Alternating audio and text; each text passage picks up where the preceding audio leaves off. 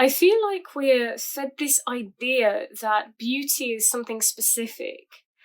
Different people have always been attracted to different people, but I still feel like there's this archetype of what beauty is, of what the word means. Like, beauty is thin, beauty is tall, beauty is feminine, and these are the things that we need to challenge. It's time that we get rid of this idea, this notion about what beauty is specifically, and we redefine the word so that our individuality is at the center of it.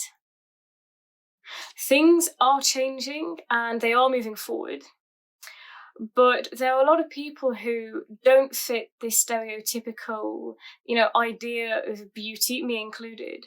And so it means that when you look at those people, beautiful isn't the first thing that comes to mind. And it might not be a word that comes to mind at all, purely because we're taught to think of beauty in a particular way and as being a set thing.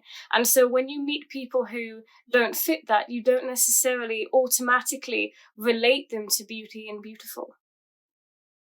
Because we've created this idea about what beauty is, about, how beauty means thin, beauty means being tall, it means being desirable to men quite often. I think often we think of, and we don't realize it, but I think often we think of beauty as, do other people, it's about validation. Do other people think I'm beautiful? Do I fit what other people are going to think of as beautiful?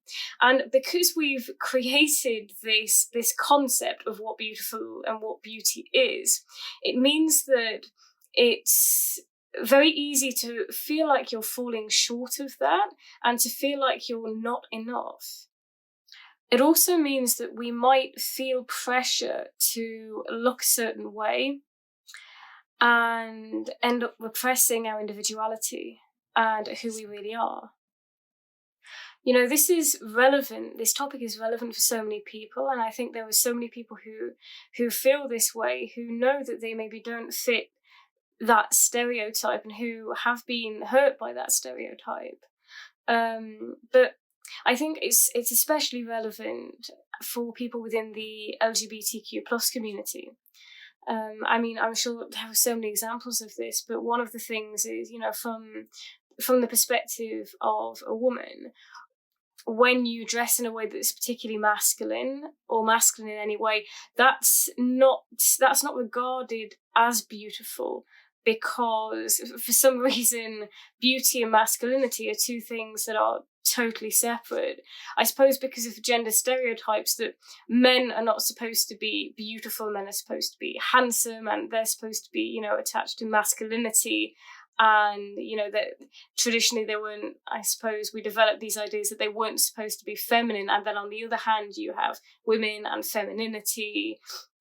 And there you have the idea of being pretty and beautiful. So when you have, let's say, masculine women, the idea of beauty is, masculinity and beauty, traditionally speaking, didn't go together. So that's definitely an example of where the stereotype of what beauty is, causes, I don't know whether I'd say it causes problems and confusion, but it certainly means that we don't see people, we don't view people as having the beauty that they have.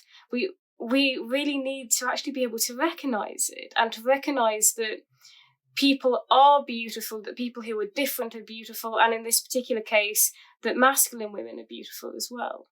I just mentioned women and masculinity within the LGBTQ plus community.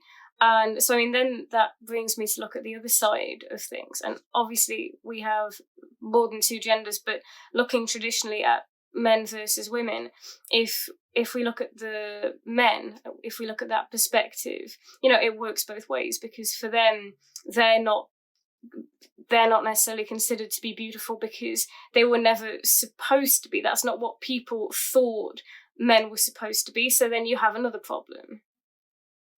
And then, of course, you have the rest of the queer community. You have people who are genderqueer, gender fluid, non-binary, transgender. So, it really does affect the whole spectrum, really.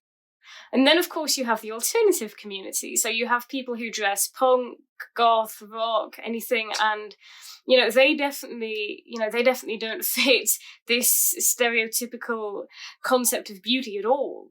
I mean, obviously, I myself dress a lot of the time, pretty punk, goth, however you want to label it.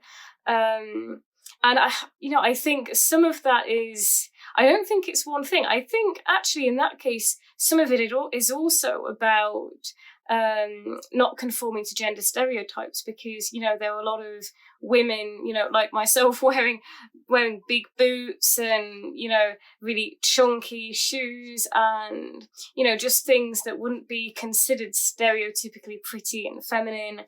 And and then you have, all the rest of it, which is, very different, I suppose, very outspoken in a lot of ways, very individually, and it just really doesn't blend, and it doesn't fit with what people would traditionally think of as beauty. There are so many people who just embrace it, who are just themselves, they don't care about the stereotypes, they don't care what other people say. But I think the saddest thing is when people feel like they have to fit. And sometimes people don't even realize they do it. I think a lot of the time it's not even a conscious choice. But I just think that it's really sad for anyone who maybe does like different things to what they're wearing, or who would like to be able to express themselves in a more authentic way, but they push it aside and they end up pretending to be someone else. And maybe they don't even realize they're pretending, but they end up liking what they think other people are going to expect them to like, and wearing what they think is going to be expected, because they feel like they're expected to fit this box. And then so they end up experiencing this pressure and just not being fully themselves. Beauty is such a powerful word, and I think that it's also such a happy and positive word.